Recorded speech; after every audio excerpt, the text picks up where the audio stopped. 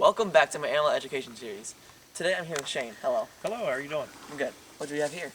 We have a juvenile gray squirrel.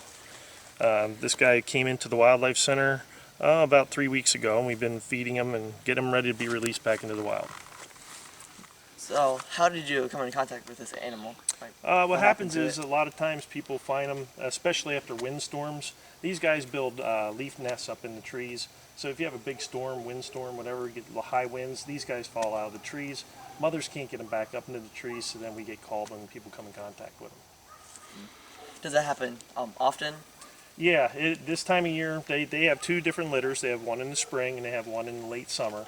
And at that time, when those babies start getting next to the edge of the nest, is when we usually find a lot of them come in. People have those nests in the backyards, the wind blows, they fall out.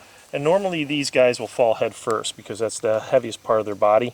So they're dealing with concussions and those types of things.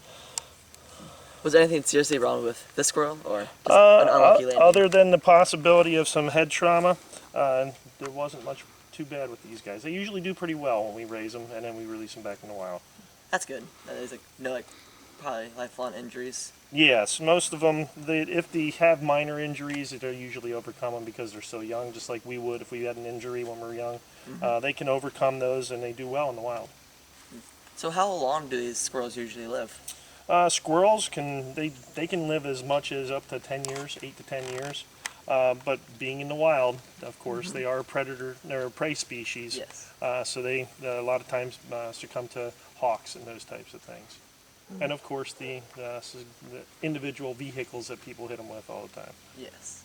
You're always looking along the road and there's always squirrels every once in a while. Yep.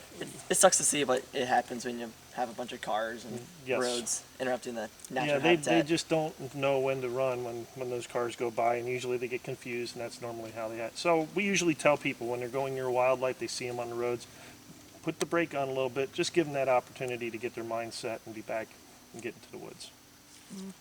So what kind of environment will these squirrels live in? They usually like the what we consider to be deciduous forests, which a lot of leaf trees that have a lot of nuts, your oaks, your maples, your beech nut trees. These guys like the nuts a lot. So they're one of the most common squirrels that we have in Pennsylvania. They're the second largest squirrel that we have. The largest is actually the fox squirrel, which looks a lot like a gray squirrel, but is about a quarter larger. And at this size, he looks really cute, like the big eyes. Yes. And what do you use those for in the wild? They are adapted perfectly to being in the trees. You'll see them jump from one tree to another. They'll run across the power lines and those types of things. They need those large eyes to be able to focus on those small tree limbs that they're going to be jumping to and stuff like that. They also use this large tail as a balancing mechanism for when they're running across the power lines or in trees and those types of things. And the other very interesting thing about the squirrel is you have an ankle that usually bends side to side about 30%, 30 degrees. This guy can actually turn his leg 180 degrees in the opposite direction. And the reason he uses that for is when he's coming down the tree, he has just as much dexterity to come down as he went up that tree. That's pretty cool. Very sharp claws, very sharp teeth, so when people come in contact and we tell them to use gloves, take precautions when they're dealing with these guys, because they can be, they feel that you're a predator when you go to pick them up. They just eat it on nuts and stuff like that, but they can really protect themselves. Oh yes. Yep, almost every animal in the wild kingdom has some type of defense mechanism. This guy's defense mechanism is the sharp claws, the sharp teeth, and the ability to get away from things very quickly. They blend real well also. They're camouflage for the trees and the forests that they live in. So how many species of squirrels are here in Pennsylvania? Right now in Pennsylvania we have 6 different species. The first one that I told you about, not only the gray, but the fox squirrel, which is in the threatened and endangered species. We also have the red squirrel, and then we also have a real interesting one we get occasionally in the center here is the flying squirrel, which Angie has, and I'm sure she'd be willing to show you that as well. This is the eastern or southern flying squirrel, and this is an adult flying squirrel. And if you notice, she's got the very large eyes because she's adapted to night vision. And right now it's difficult for her to see out here because it's bright and she doesn't like the bright light. But these guys are different than the gray because they have a cape that starts from their wrist goes down to their ankle, which he's not going to let me show you, and a very flat rudder-like tail, way different than that gray squirrel, if you notice. Yeah. His tail's very fluffy. Hers is very flat like a feather that helps her glide.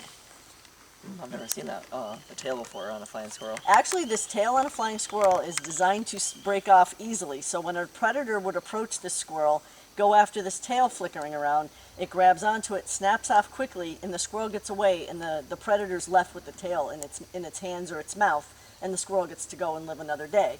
The tail never grows back, but actually it's a good thing. It's a good thing that he gets away and gets a chance to live another day. I always call it the get out of dinner free once. Does not having the tail affect their flying It'll- or their gliding in the future? Well, they won't be as good at it. You know, they'll start at a higher point and then glide downward. So, I mean, any kind of little, cape or tail is going to help. But without that, it's not detrimental. They can still go on to live a very normal life. And at least they're alive. And at least they're alive. Yep.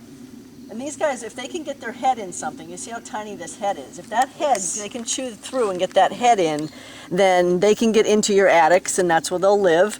They'll live in number because they love being in with groups of other flying squirrels. You'll hear them moving around at night. They'll go out to forage. You'll hear a lot of noise, and then they'll go out, and then you'll actually hear them land and run back into that little hole that they make for themselves. But in the meantime, they're chewing your wiring and your insulation. So it's a cool little squirrel. You hear a noise at night that sounds like shoo, shoo, shoo. And that's the noise of a flying squirrel. And if you're in the woods, you'll actually hear their nails clicking on the bark of the tree. If you stop and take notice, maybe around 10, 11 o'clock at night is when they really get active. And what's interesting about these guys, I said there were 6 different squirrels. This is the eastern or the southern flying squirrel. We also have another one that's about third larger than that one. It's called the northern or the western flying squirrel. That one is in the threatened and endangered species list. And the reason being is the southern is so prolific that it will actually move those other outside of their area or range.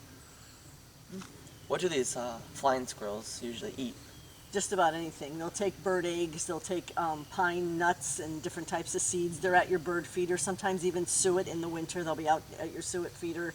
So they'll eat pretty much the same things as the gray squirrel, except the only difference is where they live. They like to live in hollowed out areas of trees. And they come alive at night where these guys are out during the day. And they do eat a little bit more of the fruits than your regular squirrels, and they will take insects and stuff too. So they have a little bit more protein in their diet than this guy.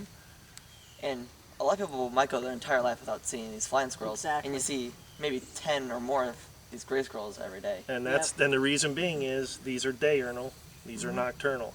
And actually there's just about as many of these guys as you would see red squirrels or even some of the If higher not more. population grays. Yeah.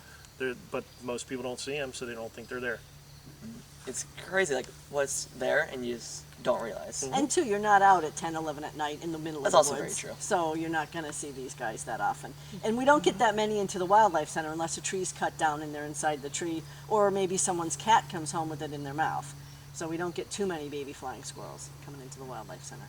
So how did you come in contact with this flying squirrel? This one actually, in the spring, was found in someone's yard along with a litter mate that's already been released. This one has a little bit more trouble climbing, so we've decided to keep her and use her for education programs because she just doesn't have the savvy. I mean, right now she's kind of rooting around here in my hands, but she just isn't as up to speed as the other one was.